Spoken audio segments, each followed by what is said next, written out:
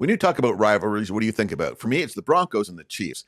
Broncos hate the Chiefs. I don't know if the Chiefs care about us, but we hate the Chiefs. But then there's the Lakers and the Celtics, and there's Boston, and there's the Red Sox. There's Duke and the Tar Heels. I'm a Duke fan, but there's Duke and the Tar Heels. But sometimes the fiercest rivalries can become your truest friends. Now, let's be honest. Teams don't create deep friendships with teams. That's not what teams do. But individuals on different teams, that happens. And it's not just about becoming friends. It's really just a really good sports story. It's rivalry that becomes closer and goes beyond the sport and actually changes both of their lives. That's what we're looking at today.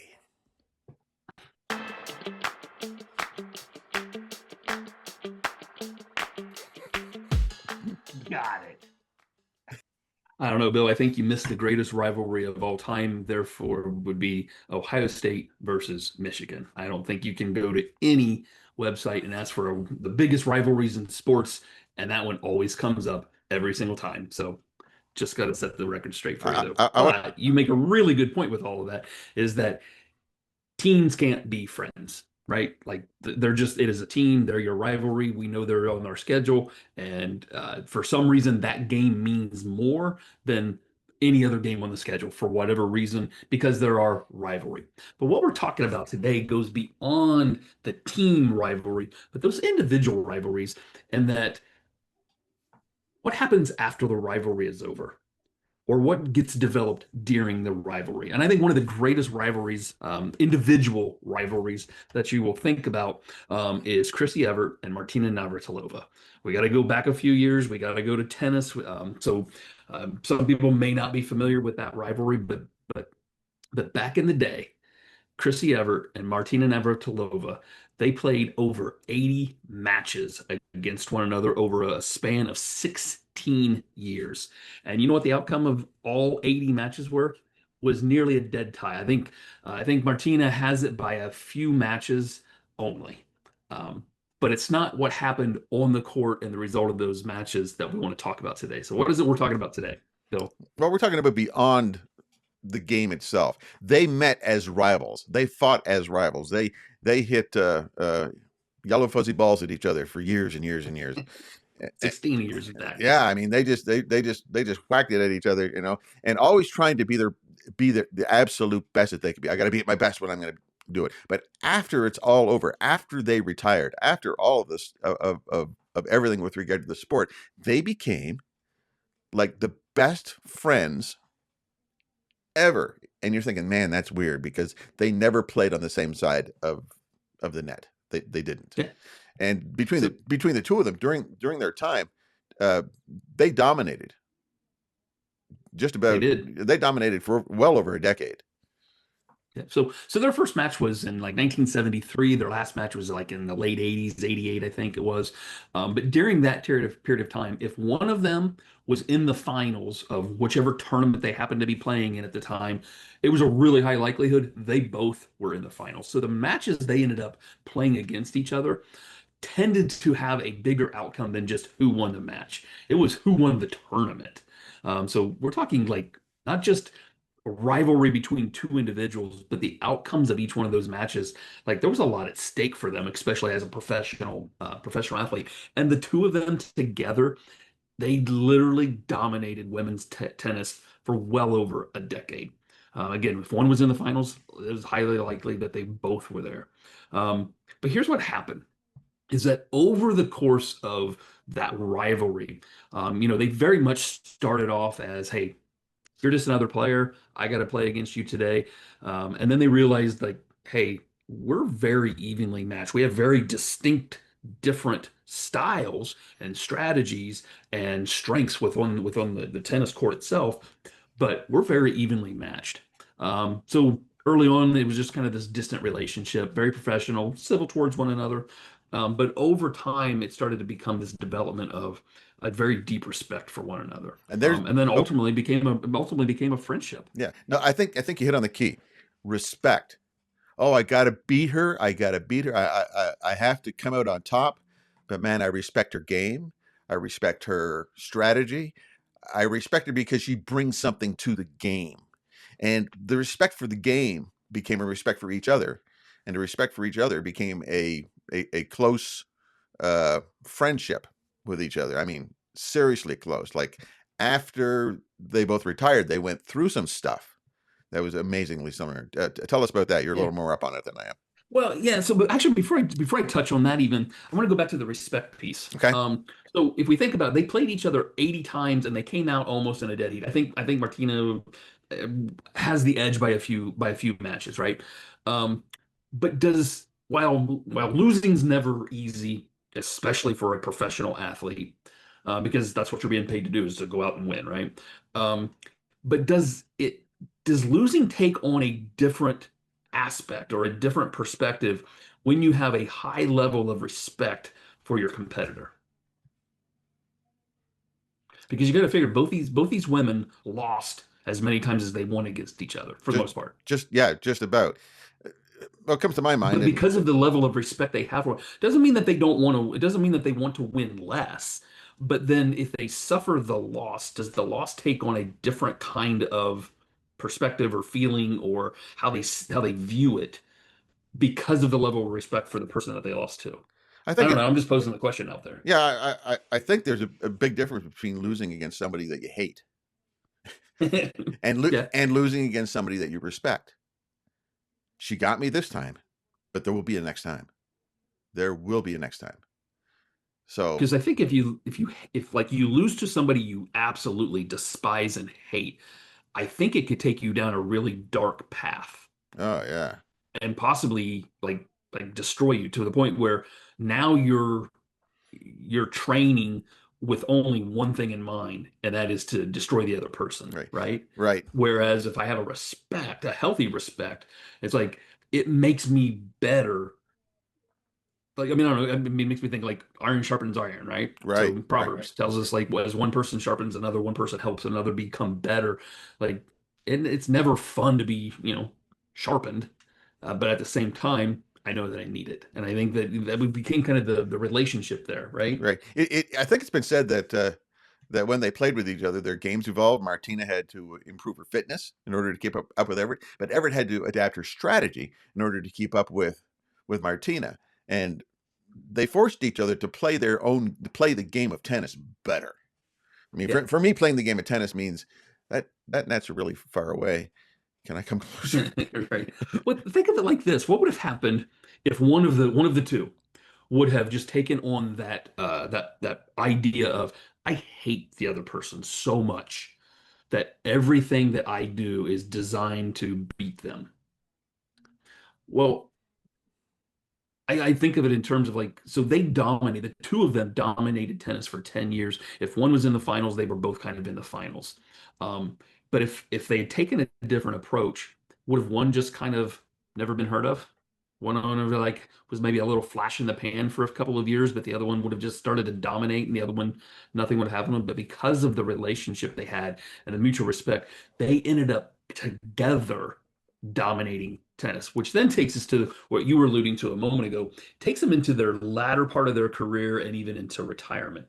Um, Later in their careers and even into retirement, they became really, really close friends. So much, in fact, that both of them, I think Everett was first, was diagnosed with ovarian cancer.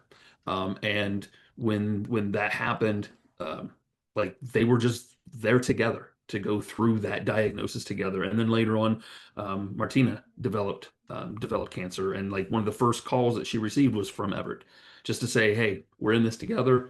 And then they check up on each other regularly. Mm-hmm. So Yeah. what started as this like fierce rivalry between the two of them, ultimately became this true kind of sisterhood between the two of them and this strong relationship. Right. So would you say that there's, let's just say, is there something holy or sacred about honoring those who challenge us? Absolutely. I mean, I think that um, if I can look at the person who challenges me not as I've got to defeat them, but I see them as what they're challenging me with is actually making me a better athlete, person, business person, but just a human being, whatever that is. Like I have to honor that, right? right, Right. And And that's I think by honoring it, there is something holy in that. yeah, and that's the thing that kind of spurs us on. Romans 12:10. It says, "Be devoted to one another in love, honor one another above yourselves." And that speaks, I think, very highly of the idea of respecting each other, being devoted to one another. You know, sure, we're rivalries, we're on opposite sides of the net, but man, they make me a better tennis player. They make me a better, a better person, and in the long run. So they became close friends. But are there others? I mean, we're just talking about Christina Navratilova and Chris Everett, but I mean, there's other rivalries that kind of show the same thing. Mm-hmm. So, first one that comes to mind for me is I'm a huge Larry Bird fan. Larry Bird, Magic Johnson started in college, went Yeah. went went on into the NBA, but even after they both retired, they are close friends. They speak Yeah. highly of each other. I think Magic Johnson spoke at Larry Bird's. I want to say it was with Ring of Fame or whatever at Boston Gardens, where they presented Larry Bird with a piece of the court because he owned it. And Magic Johnson spoke at that, spoke about his friendship and his love for Larry Bird and his love for the game. And I mean, a huge rivalry, but close friends. They're business partners, at several points. What do you got?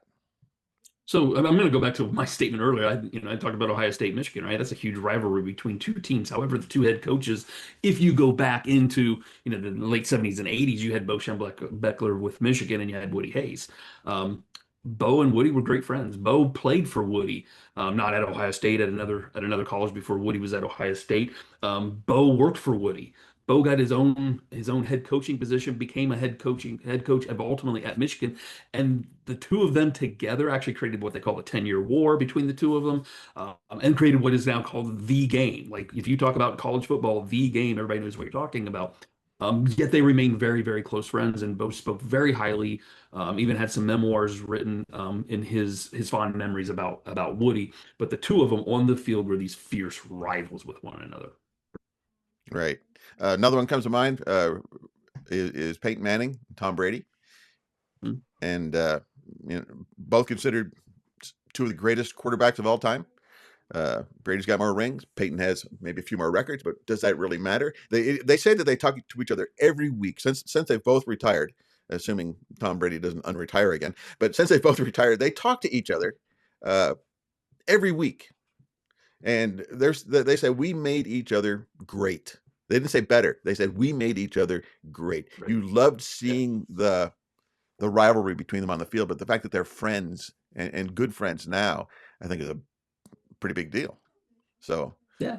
And so rivalries kind of exist all over the place, right? And I'm yep. sure like if we really stop and think about it, who is it in our life? I'm not a professional athlete, obviously. Um, Oh, I but don't there know. are I don't people know. I that don't know, Jamie.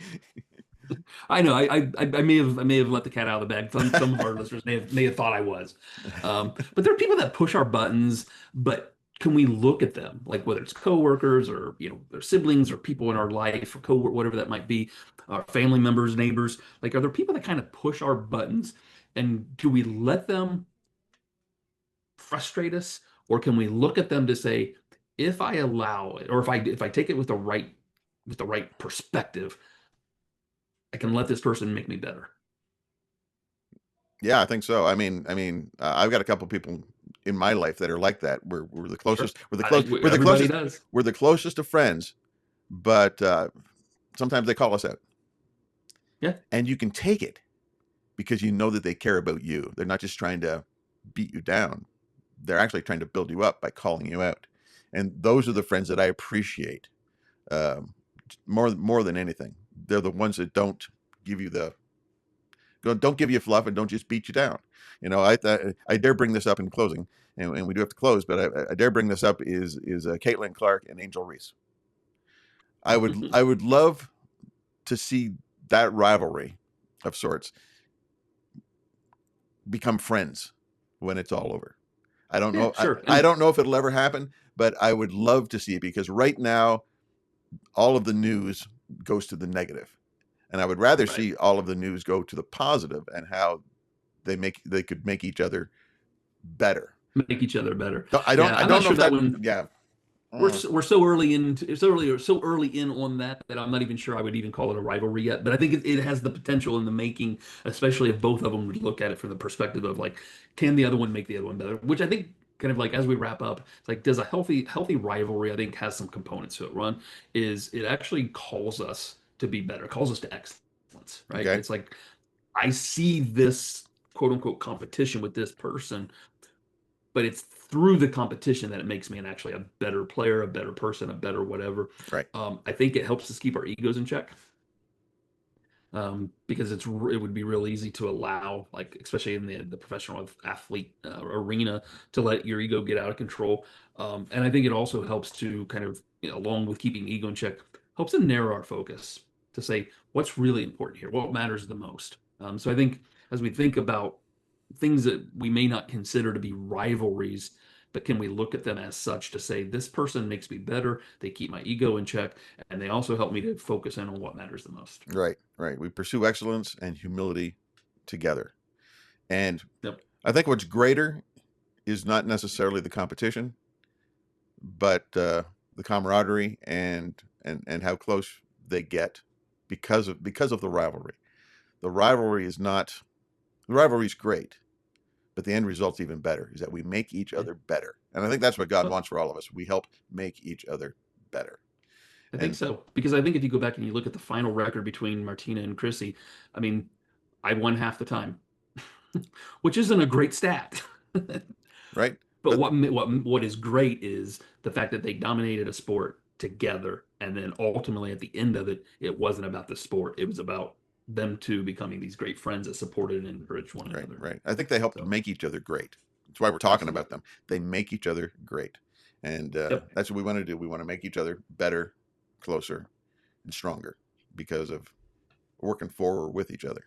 So Yep. let's So leave hey, it if at you like that. this, go ahead. Go ahead. Go No, ahead. do it. Do it. Do it. I would say, if you liked anything that we had to say, make sure you like it, you share it, you give us a shout out someplace. We'd appreciate that. I am Jamie French. That right there is Bill McConnell. That's Jamie. I'm Bill. Take care.